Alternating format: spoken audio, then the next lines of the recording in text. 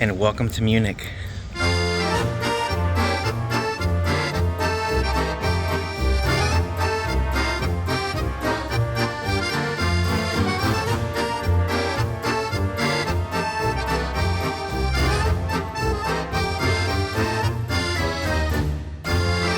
Alright, so first time in Germany. Excited to see what we find here in Munich. Yeah, we're gonna check out the residence, Munich, and also the Hofgarten.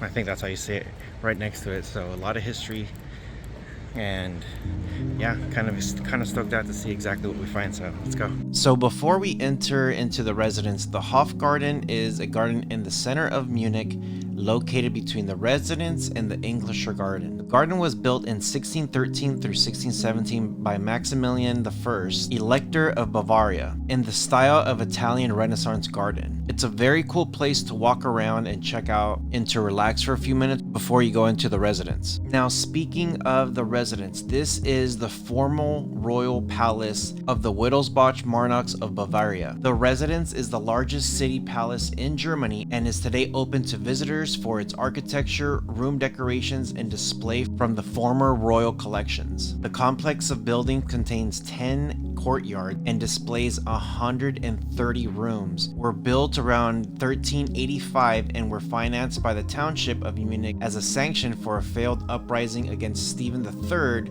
from 1375 through 1413. You will find tons of paintings, tons of history of Bavaria and all the ancestries. This is a great place to find out some old history that's dated hundreds and hundreds of years ago. Make sure to also check out the concert hall, as this area was just incredible. Enjoy.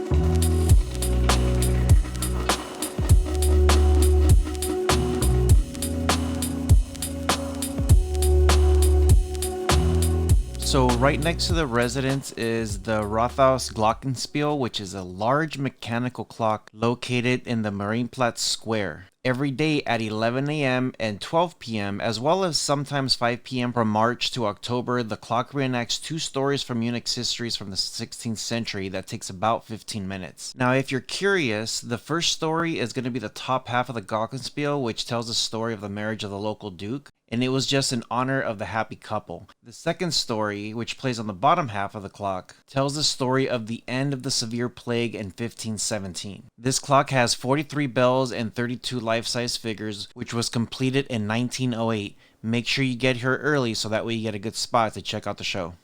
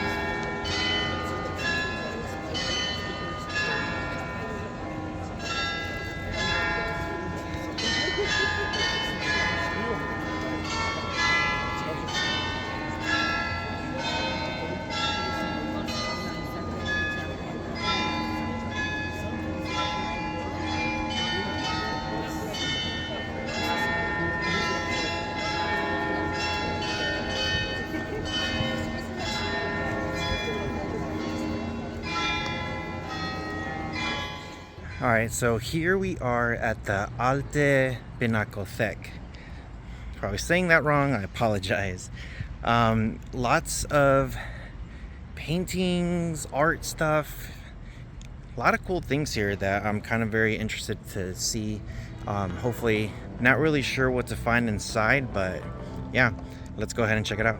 So Alte Pinakothek is an art museum that is one of the oldest galleries in the world and houses a significant collection of old master paintings. You'll find some paintings here from pretty close from BC, AD area, the very early 800s. You'll find some from the 1200s, 1300s, all the way up until the 1800s also. This place has a mass collection of German painters, early Netherlandish, Dutch, Flemish paintings, Italian paintings, French paintings, and Spanish paintings.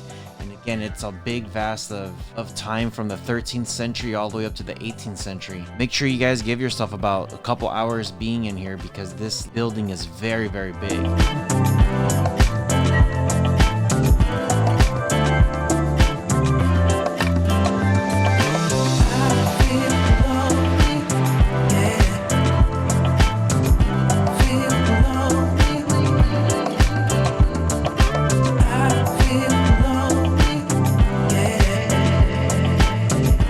Today we are going to visit the Disney-inspired castle here in Germany, right outside of Munich. It's actually pretty neat. But before we go, there's a couple stops we need to do before we get here. Yeah, let's start this trip here. And let's start with the first stop. So the first stop that we're taking here is going to be in the Linderhof Palace.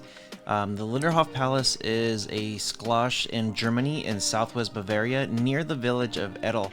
And I believe we're going to go there next. It is the smallest of 3 palaces built by King Ludwig II, and the only one which was actually completed and that he lived in most of the time from 1876. Now there are a lot of rules when you do come here. You cannot take pictures inside, but try to take everything in as you are going in there. I could show you guys the outside. I was very lucky to see the fountain in action because it's very rare when it does happen. It's only very specific times. And then right after this, after coming here and walking around the grounds, I was able to go to the village nearby, which I was able to try some really delicious ice cream.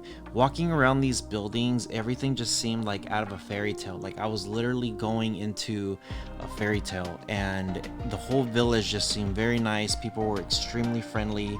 We were able just to walk around and just explore. And then as soon as we were done with this, we were ready to go to the Neuschwanstein castle. Now from what I've been reading, I did take a day tour with Viator to get here to the castle, which from what I was reading, it is only possible as part of a guided tour to get here. Make sure you go to their website, just search for it, Google it, get your tickets. If you're trying to drive up here yourself, make sure you try to get that well in advance if it is available. I didn't want to risk it. I went through Viator and got my tickets, and then I was able to ride their bus, and then I had a full tour guide with me. It was an amazing experience, and again, follow the rules when you come. And if you're wondering, yes, this is the Disney-inspired castle. All the castles that Disney has is inspired by this one. Coming here during the summer and fall time, it's just really nice. The weather's perfect. It's not too cold. I was able to try some of the food here out of one of the local restaurants, and I gotta tell you, this place really did transport you to like that magical realm what Disney was trying to bring to life. Enjoy.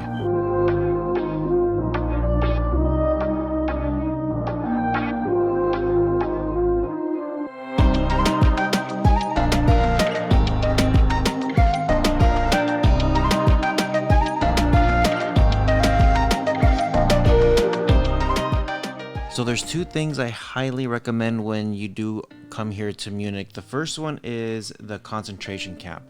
It's not that far. Stay tuned to my next video because I am going to be doing a full video just on this location. And then the second thing is going to be the English Garden. Now the English Garden does have this river that goes through, and there are a lot of surfers here that come through, and it's pretty neat just to see them surf through this water. But if you walk through the entire park, you're going to notice that it is amazing. It is big. So many people are in there bathing, just like if it was at the beach, but just in the middle of the park, in the middle of the city. Hope you guys enjoyed today's episode. If there's anything that I missed, make sure you guys let me know in the comment section below. I do have another video coming soon called Alchemy, which they do some really good healing, some good Reiki, some good sound baths coming soon. Stay tuned. With all that being said, you guys take care of each other, and I'll see you guys in the next one.